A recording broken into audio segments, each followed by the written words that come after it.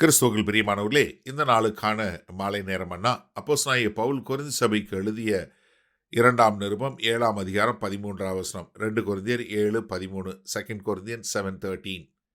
இது நிமித்தம் நீங்கள் ஆறுதல் அடைந்ததினாலே நாங்களும் ஆறுதல் அடைந்தோம். விசேஷமாக தீத்துவனுடைய ஆவி உங்கள் அனைவராலும் ஆறுதல் அடைந்ததினாலே அவனுக்கு உண்டான சந்தோஷத்தினாலே அதிக சந்தோஷப்பட்டோம். இப்ப என்ன, கொரிந்து சபைக்கு கடிதம் எழுதுறார்.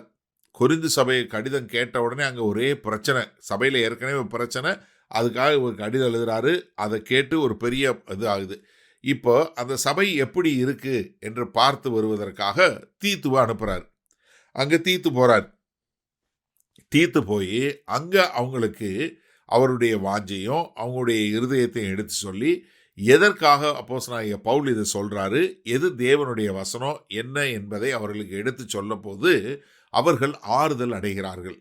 ஆகா, நாங்கள் தவறுதலாக புரிஞ்சு கொண்டோம், இதுதான் சரியானது என்று அவர்கள் கர்த்தரை ஏற்றுக்கொண்டு கர்த்தருக்கென்று ஒரு வாழக்கூடிய மக்களாக மாறிடுறாங்க.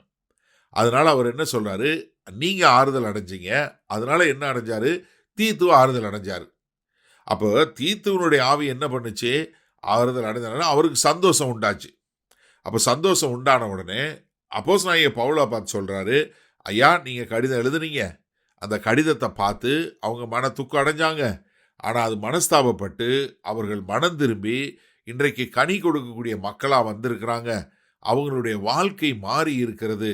அதை பார்க்கும்போது எனக்கு சந்தோஷமாக இருக்குன்னு சொல்லி திரும்ப வந்து எபேசு சபையில் இருக்கிற அப்போஸ்தலனாகிய பவுலுக்கு தீத்து சொன்ன உடனே தீத்துவுடைய சந்தோஷம் அப்போஸ்தலனாகிய பவுலுக்கும் வந்துருச்சு.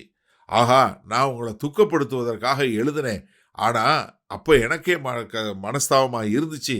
ஆனால் அந்த துக்கம் உங்களை மனம் திரும்புதலுக்கு ஏதுவாக மாற்றி நீங்கள் இன்னைக்கு ஒரு கர்த்தரை ஏற்றுக்கொண்டு ஒரு கனி கொடுக்கக்கூடிய மக்களாக வந்ததுனால எனக்கு சந்தோஷம். அது மாத்திரமல்ல, அதை சாட்சியாக நான் தீத்து விட்டிருந்து கேட்டேன் பாருங்க, அப்போ தீத்துக்கும் ஒரு சந்தோஷம், அந்த சந்தோஷம் எங்களுக்கும் வந்துருச்சு.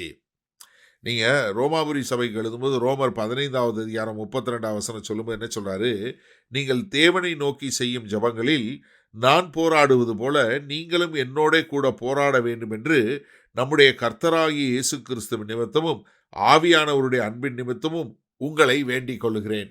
இப்போ அந்த சபைக்கு சொல்லும் என்ன சொல்றாரு, என்னோட சேர்ந்து நீங்கள் போராடி ஜெபிங்க.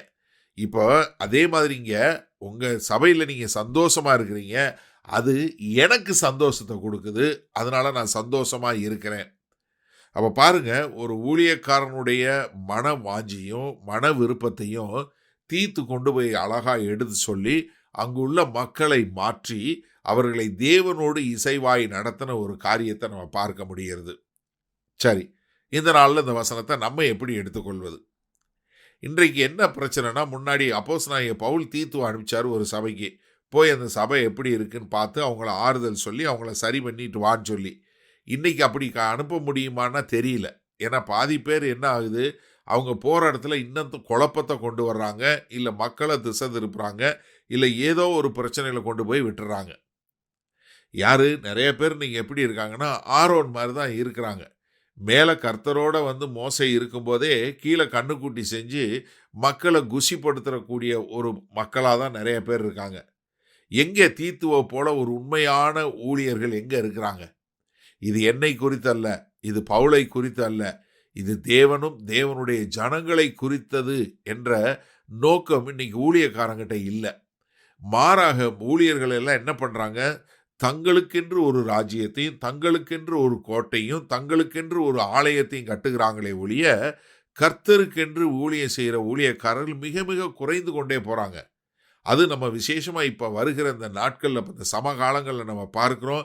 உங்கள் சர்ச்சை விட நாங்கள் பெரிய பெருசாக சர்ச் கட்டுறோம், எங்கள் சர்ச்சை விட நீங்கள் பெருசாக கட்டுங்க, நீங்கள் எவ்வளோ பேர் வச்சுருக்கீங்க, 30,000, நான் 40,000, நான் இப்படி அநேகர் வந்து என்ன பண்ணுறாங்க, போட்டியும் பொறாமையும். ஆனால் யோசிச்சு பாருங்கள், கர்த்தராகிய இயேசு கிறிஸ்துவனுடைய நம்ம எல்லாரும் ஒரு தேவனுக்கு தானே ஊழியம் பார்க்குறோம், ஒரு ஞானஸ்தானம் கூட கொடுக்குறோம், ஒரு பரிசுத்த ஆவியானவருடைய அபிஷேகம் தானே, ஒரு அப்பம் தானே, ஒரு திராட்சை ரசம் தானே, ஒரு கிறிஸ்துவின் சரீரம் தானே. பிறகே நமக்குள்ள இந்த போட்டி பொறாமை இப்படிப்பட்ட காரியங்கள்.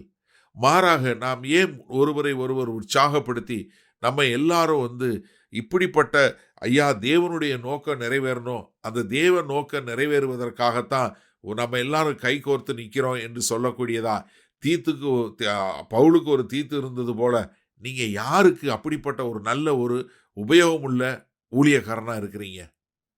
அப்ப நீங்க உங்களை ஒப்பு கொடுப்பீங்களா? ஆண்டவரே என்னை இப்படி பயன்படுத்துங்கன்னு சொல்லக்கூடியதா? மகா கிருபையும் இரக்கம் நிறைந்த எங்கள் அன்பின் தகப்பனே, கர்த்தாவே, இந்த அருமையான நல்ல மாலை வேலைக்காய் நன்றி ஆண்டவரே. இதோ நாங்கள் தீத்துவை பார்க்கிறோம். எவ்வளவு ஒரு அருமையான இணை ஊழியராக இருந்து பவுல் சொன்னது போல தேவனுடைய நோக்கத்தை நிறைவேற்றக்கூடிய ஒரு ஊழியராய் இருந்தது போல இந்த செய்தியை கேட்கிற ஒவ்வொருவரும் அப்படிப்பட்ட ஒரு நல்ல ஊழியர்களாய் வாழ எங்கள் தேவன் கிருபையும் இரக்கமும் பாராட்ட வேண்டுமாய் இயேசு கிறிஸ்துவின் மூலம் ஜெபிக்கிறோம் ஜீவனுள்ள வல்ல பிதாவே, ஆமேன். கர்த்தர் உங்களை ஆசீர்வதிப்பாராக. நாம் நாளை காலை தினசரி தியானத்தில் சந்திப்போம். Good night.